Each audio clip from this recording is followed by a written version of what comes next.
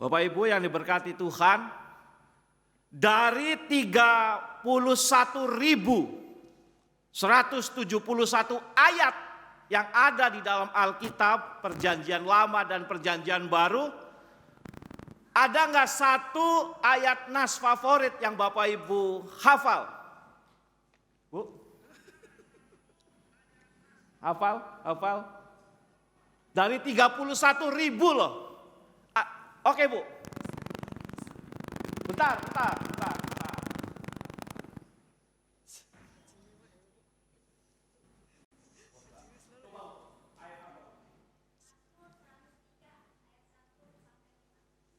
Sebutkan.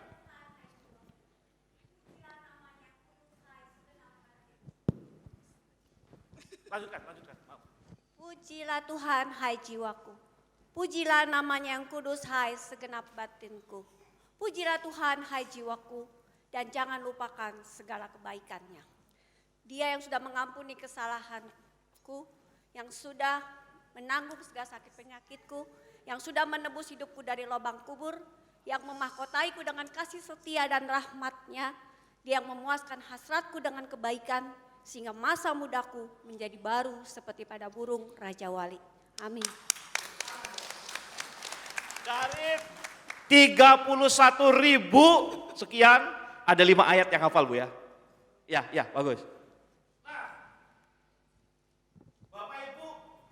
Bapak Ibu yang diberkati Tuhan. Hari ini kita ingin belajar, diingatkan lagi bahwa firman Tuhan tidak pernah sia-sia. Firman Tuhan selalu memberi dampak. Itu kan yang dikatakan dalam Yesaya pasal 55 tadi yang kita perhatikan ya. Yesaya pasal 55, bagaimana firman Tuhan itu sungguh-sungguh akan menghasilkan. Bahwa tidak akan ada yang sia-sia. Sebab seperti hujan dan salju yang turun dari langit, yang tidak kembali ke situ melainkan mengairi bumi, membuatnya subur dan menumbuhkan tumbuh-tumbuhan, memberikan benih kepada penabur dan roti kepada orang yang mau makan. Demikianlah firmanku yang keluar dari mulutku, ia tidak akan kembali kepadaku dengan sia-sia. Nah, Bapak Ibu yang diberkati Tuhan, coba kita lebih serius lagi memperhatikan bagaimana firman Tuhan itu berdampak dalam hidup kita.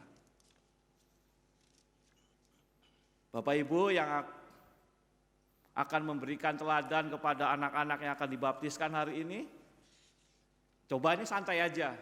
Ada nggak yang mengajak membaca Alkitab? Ada? Ayo baca. Ada apa ya? Mantap. Gak apa-apa. Kalau belum ada atau kalau belum, ayo kita mulai lagi. Ngerti gak ngerti anak-anak, gak apa-apa dibacakan saja. Ini sharing ya, sharing bukan sombong. Dari anak-anak dalam perut, dari anak-anak saya dalam perut, saya selalu membacakan Mazmur 139. Sebab ialah yang membentuk buah pinggangku, menenun aku dalam kandungan ibuku. Saya katakan itu berulang-ulang. Sebab perut sambil ngelus-ngelus. Perut istri saya tentunya, bukan perut yang lain ya, atau bukan perut saya. Itu saya berusaha untuk mengenalkan firman Tuhan. Dan Bapak Ibu yang berkati Tuhan, setiap kebaktian atau pembacaan Alkitab dalam kebaktian-kebaktian minggu, pendeta atau pengkhotbah selalu mengucapkan kalimat yang tadi tuh, berbahagialah orang yang mendengarkan, memelihara firman Tuhan. Itu kira-kira siapa yang pertama ngomong? Siapa kira-kira yang pertama kali ngomong? Siapa? Pak Gembala. Pak Gembala cuman mengulang, Pak. Kira-kira siapa yang ngomong nih? Hah? Tuhan Yesus di mana nasnya? Mazmur? Belum. Bapak Ibu yang di belakang mungkin silakan boleh di situ kalau ada katakan. Coba saya lihat mungkin yang di rumah mau ikut interaksi nih dengan kita nih. Ada nggak nih yang di rumah yang jawab nih? Oh belum ada. Ada nggak nih? Ada yang tahu nggak? Ada yang tahu nggak? Boleh digunakan Google-nya, dicari tuh ayat itu siapa yang ngomong tuh? Hah? Siapa itu yang ngomong tuh? Hah? Bukan. Coba baca Lukas pasal 11 ayat 28. Siapa tuh yang ngomong? Saya baca ya. Tetapi ia, Yesus, berkata, yang berbahagia ialah mereka yang mendengarkan firman Allah dan yang memeliharanya. Yesus yang ngomong, bukan pengkhotbah. Pengkhotbah hanya mengulang, mengingatkan. Jadi Bapak Ibu kalau kita mau berbahagia, ingat firman Tuhan pegangannya.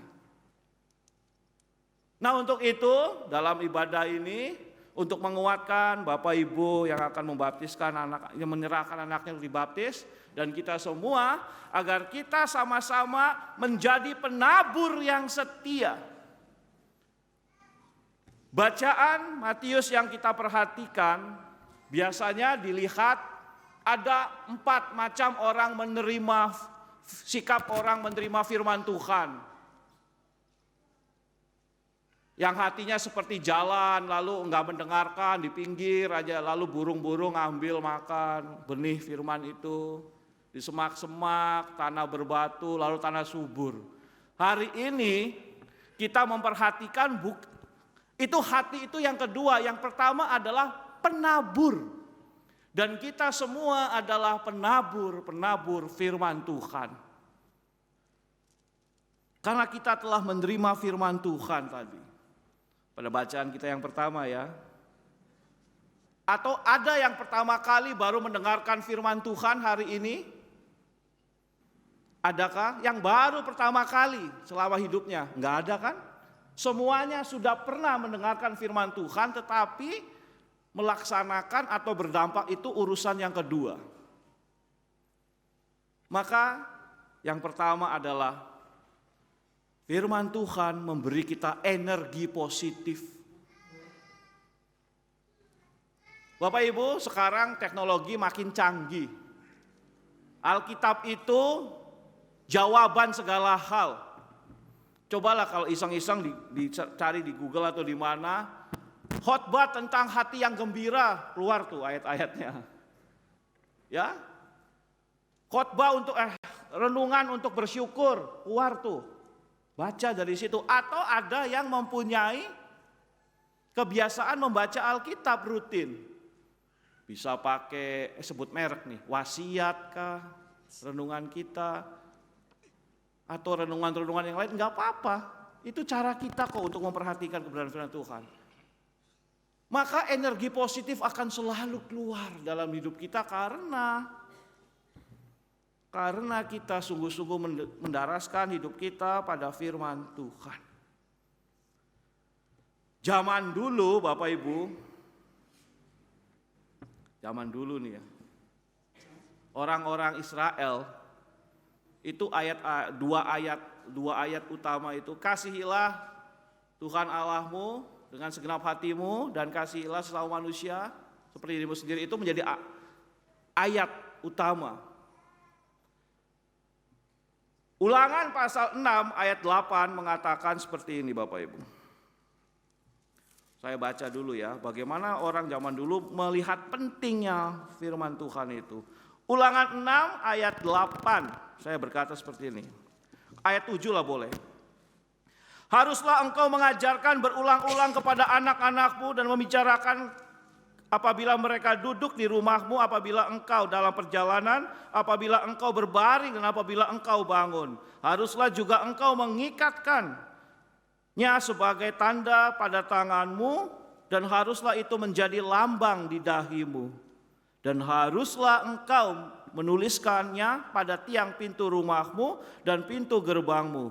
Maka apabila Tuhan Allahmu telah membawa engkau masuk dan seterusnya itu, mengingatkan ini loh Tuhan telah berkarya dalam hidup umat Tuhan. Nah Bapak Ibu yang berkati Tuhan, penabur yang setia. Allah selalu menaburkan kebenarannya pada diri kita. Ayo kita bertumbuh. Energi yang positif yang kita dapatkan itu dari firman Tuhan. Tadi ya, 31.000, satu atau beberapa, tadi Ibu 5 ya, ayat yang menjadi nas favorit. Kalau saya, ada yang mau tahu nggak nas favorit saya apa?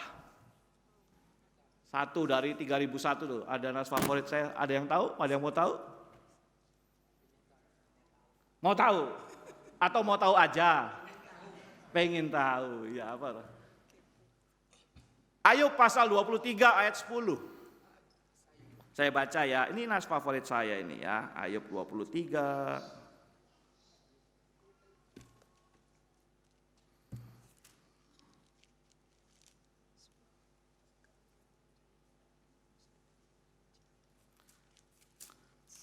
Ayub 23 ayat 10. Karena ia tahu jalan hidupku, seandainya ia menguji aku akan timbul seperti emas.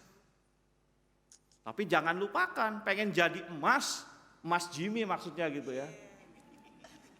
Pengen jadi mulia, pengen jadi berharga, tapi tidak mau mengatakan apa-apa. Ayat yang ke-11 mengatakan demikian. Kakiku tetap mengikuti jejaknya, aku menuruti jalannya dan tidak menyimpang. Ayat ini selalu saya coba dengarkan, renungkan. Karena ia tahu jalan hidupku, seandainya ia menguji aku akan timbul seperti emas. Tuhan tidak pernah mencobai kita, ia menguji kita. Bedanya cobaan, ujian, apa bedanya? Cobaan itu untuk menjatuhkan, dicobai. Tapi kalau ujian untuk naik kelas. Maka Tuhan menguji kita kok untuk naik kelas. Maka Bapak Ibu jangan sia-siakan firman Tuhan. Mungkin Bapak Ibu sudah punya kebiasaan membaca Alkitab tiap hari. Ayo baca terus. Kalau yang belum, mulai kebiasaannya. Ya kalau susah cari renungan, bingung banyak. Pilihlah satu ayat, renungkan itu tiap hari. Dari 31.000 loh. Masa iya sih gak ada ayat yang sungguh-sungguh berkesan dalam hidup kita. Maka yang pertama tadi, eratkan. Bahwa energi yang positif itu berasal dari Allah. Firman Tuhan. Maka kita siap menjadi penabur-penabur yang setia.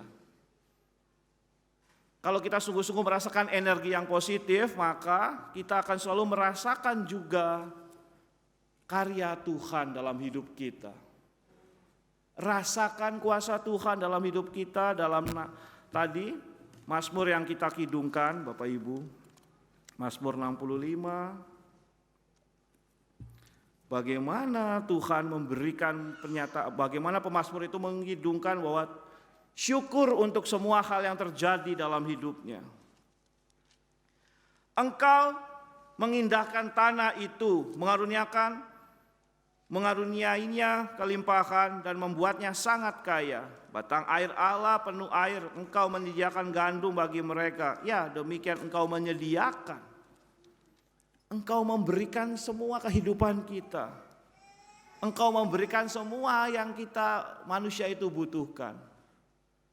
Maka Bapak Ibu yang berkati Tuhan, kalau kita sungguh-sungguh merasakan energi yang positif dari firman Tuhan, maka kita juga merasakan kemuliaan Tuhan dalam hidup kita. Bapak Ibu yang berkati Tuhan, firman Tuhan tidak akan sia-sia. Maka itu memberi kita energi yang positif untuk juga menaburkan kebaikan. Melandasi hidup kita dengan firman Tuhan. Dalam kehidupan pasangan suami istri, orang tua anak, dalam pekerjaan, dalam gereja, dalam berkeluarga, bernegara, dimanapun. Kalau kita mau berbahagia, nyatakan firman Tuhan. Enggak cuman dengar-dengar aja. Lalu hilang tuh, diambil si jahat. Kayak yang burung itu ya. Firman Tuhan didengarkan, firman Tuhan dibaca, tapi ya cuma di pinggir aja. enggak merasuki hati kita. Atau kadang-kadang masuk lalu kekhawatiran, kekecewaan, kegentaran. Tidak membuat kita firman itu bertumbuh tapi menghimpit. Bangun tidurku terus. Wow, nih bangun tidurku terus apa nih? Doa dong ya, baca firman Tuhan. Kan ada lagu anak sekolah minggu, apa nih guru-guru sekolah minggu? Baca kitab suci agar kalau mau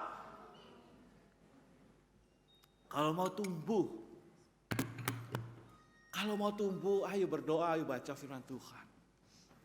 Pertama-tama energi yang positif itu dari firman Tuhan, kehendak Tuhan yang kita pahami, yang kita terima. Kita merasakan kemuliaan Tuhan bahwa apapun jawabannya, aku ingin mencari kehendak-Mu. Rasakan kemuliaan Tuhan, kehendak Tuhan. Maka dengan demikian hidup kita selalu merasakan amin. Amin itu ya. Karena kan kehendak Tuhan itu tidak selalu sesuai dengan keinginan-keinginan kita. Tetapi di dalam kehendak Tuhan selalu ada yang terbaik. Ada kemuliaan Tuhan. Itulah karya roh dalam hidup kita. Bahwa kita akan selalu dipimpin oleh mencari kehendak Tuhan. Orang yang hidupnya menurut roh akan selalu takluk pada kehendak Tuhan. Sebab keinginan daging ialah perseteruan terhadap Allah. Karena ia tidak takluk kepada hukum Allah. Hal ini membuat tidak mungkin baginya. Tetapi jika Kristus ada di dalam kamu, maka dosa tidak berkuasa atas hidupmu. Karena roh itu terus menggelorakan kekuatan kehendak Tuhan dalam hidup kita. Erat. Amin selalu. Misalkan situasi sulit apapun, amin. Firman Tuhan akan dinyatakan asal kita mencari kehendak Tuhan. Bukan emosi kita, sikap-sikap kita dan seterusnya yang kita utamakan. Dan kalau kita sungguh-sungguh merasakan amin karena kehendak Tuhan, hal yang keempat itu tetap tenang. Karena Kristus adalah jawaban sesuatu. Mungkin di antara kita ada yang sudah capek berdoa atas pergumulan-pergumulan hidup kita. Sakit, kelemahan, anak-anak kita, orang tua kita, pernikahan kita, apapun itu, teruskan. Sebentar lagi kita berbahagia. Untuk Bapak Ibu yang akan menyerahkan anaknya untuk menerima sakramen Baptisan Kudus, ini adalah permulaan. Bagaimana keteladanan firman Tuhan itu berbuah dalam kehidupan Bapak Ibu. Ayo nak baca Alkitab, lah papa aja gak baca atau mama aja gak baca Alkitab. Ayo berdoa, lah mama aja saya jarang berdoa. Maka ayo, sebagai jemaat juga kenapa sakramen Baptisan Kudus dilaksanakan hari Minggu, ini juga menjadi tanggung jawab kita. Kalau nanti dalam liturgi kita akan umat juga mendukung Bapak Ibu yang menyerahkan anaknya untuk menerima sakramen Baptisan Kudus. Ayo itu lakukan juga. Agar kita semua menjadi penabur yang setia. Tuhan selalu menyatakan kehendaknya dalam hidup kita. Kita menerima firman Tuhan itu. Dan kita akan meneruskan damai sejahtera. Jadi hari ini kita memperhatikan 4 hal. Erat akronimnya. Energi positif karena firman Tuhan. Kalau firman Tuhan itu berkuasa di hidup kita, maka kita merasakan kemuliaan Tuhan. Apapun yang kita terjadi atas hidup kita, kita amini bahwa kehendak Tuhan yang terbaik. Maka yang keempat, tenanglah kini hatiku. Amin.